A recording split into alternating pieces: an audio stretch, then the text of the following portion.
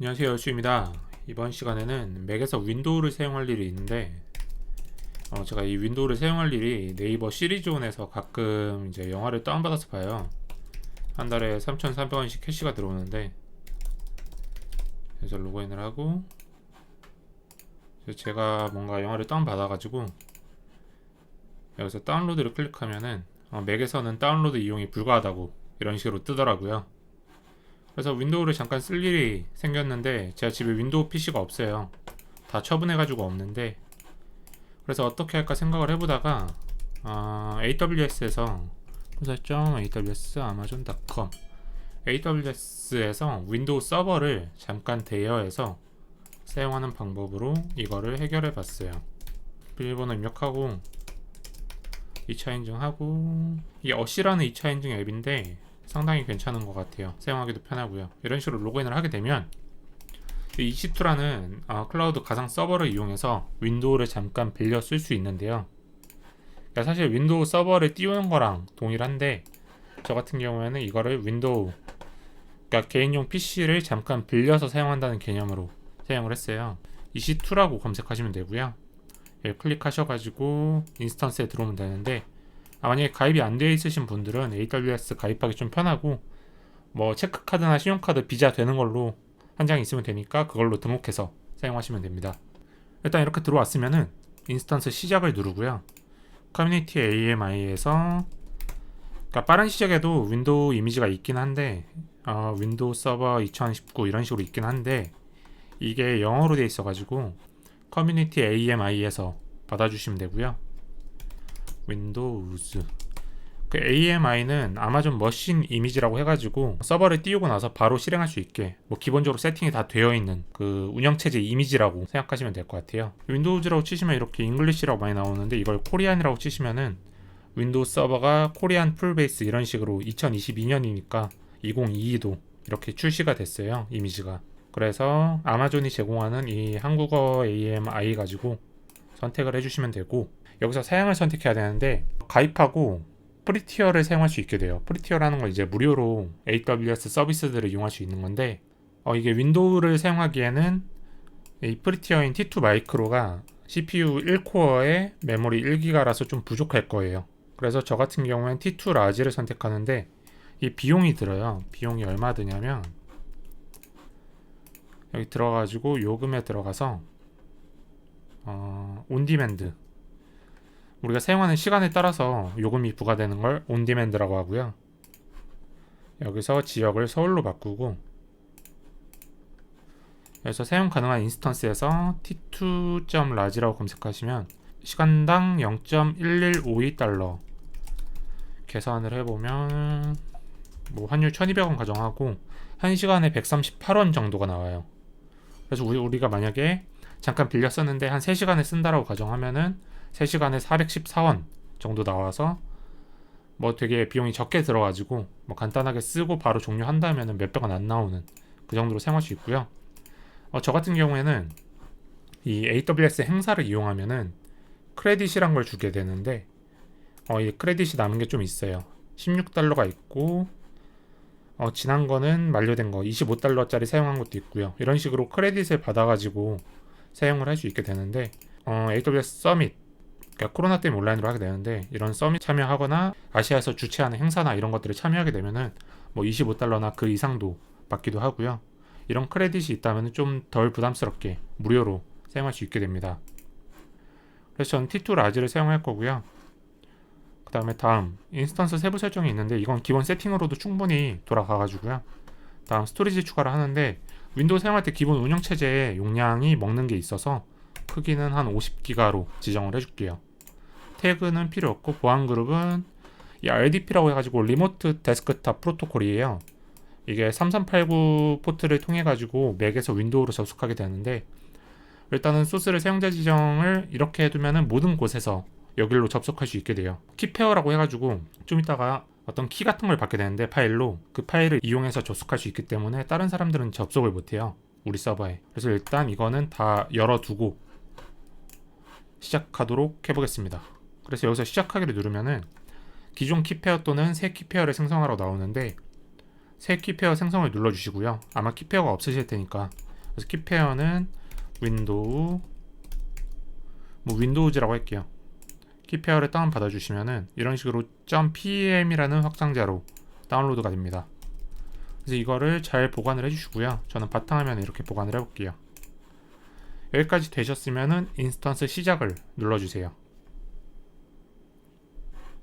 여기서 인스턴스 보기로 가면은 이렇게 인스턴스 상태가 대기 중으로 되어 있는데 이게 실행될 때까지 기다려주세요. 연결을 할 때는 여기서 작업에서 연결 버튼을 누르면은 그 리모트 데스크탑으로 접속할 수 있는 비밀번호가 나오게 돼요.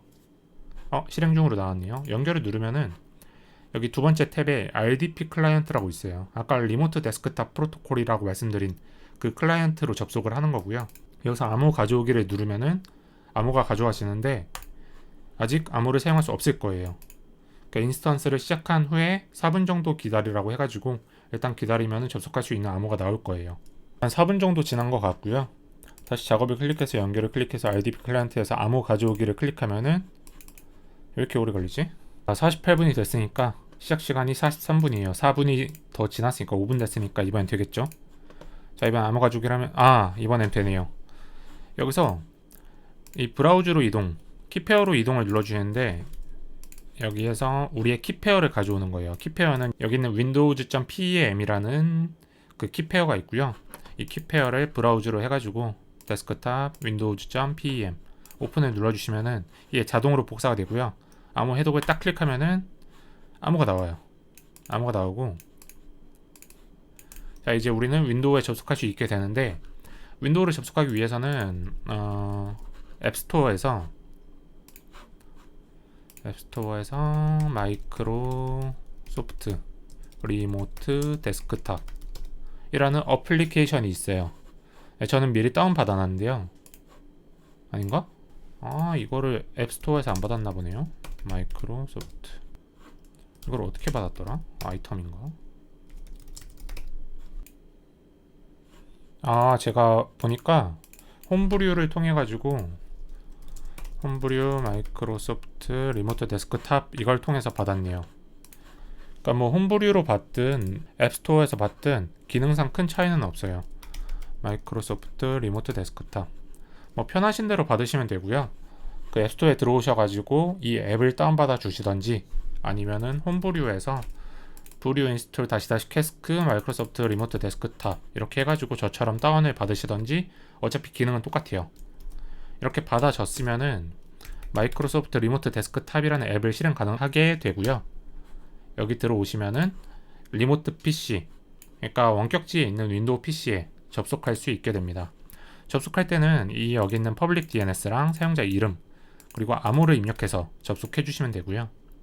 여기 있는 주소를 긁어가지고 add PC 네임은 이걸 붙여 넣어주시고요. 그 다음에 add 그 다음에 더블 클릭하시면은 유저 네임이라고 패스워드 입력하라고 나와요. 여기 어드미니스트레이터 입력해 주시고 암호는 여기 있는 암호 긁어서 붙여 넣어주신 다음에 컨티뉴 해주시면은 진짜 접속할 거냐 물어보고요. 컨티뉴 눌러주시면 접속이 됩니다. 자, 저는 윈도우를 산 것도 아니고 그냥 집에 윈도우 PC가 있는 것도 아닌데도 클라우드 환경으로 이렇게 접속이 되게 돼요. 처음이라 좀 느린 것 같은데 일단은 기다려 보겠습니다. 네, 이런 식으로 윈도우에 접속이 됐습니다.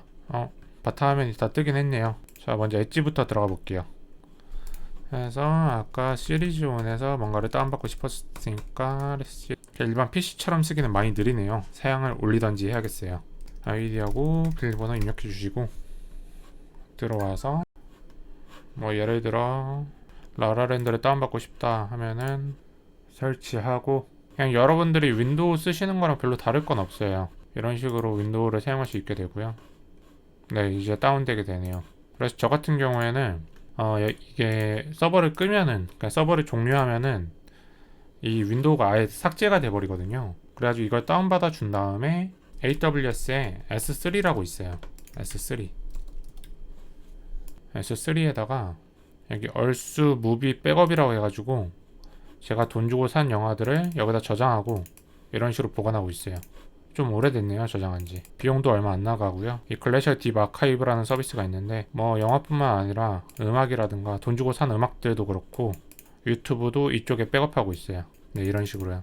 비용이 싸가지고요. 관심 있는 분들은 보시면 좋을 것 같아요. 이상으로 윈도우를 개인용 PC처럼 윈도우 서버를 띄워가지고 접속을 해봤고요. 이게 비용이 계속 나가기 때문에 종료를 해야 돼요. 종료를. 그냥 AWS에서 종료라는 거는 이 서버를 삭제하는 것과 같고요. 이 중지를 하게 돼도 비용은 나가지 않는데 인스턴스 중지를 하게 되면은 이쪽 볼륨이라고 해가지고 저장 공간은 계속 살아있어요. 얘가 비용이 조금 나가게 되거든요.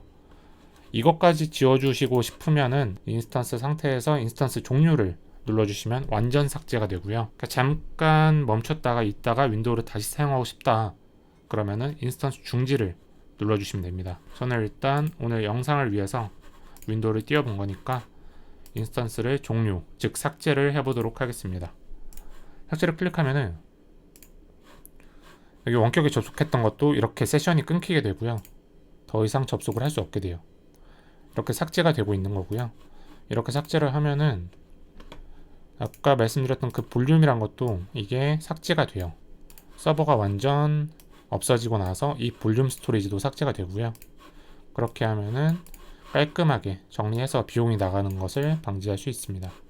자, 하시다가 궁금하신 점이나 막히시는 부분 있으시면 댓글로 남겨주시고요. 영상 시청해주셔서 감사합니다.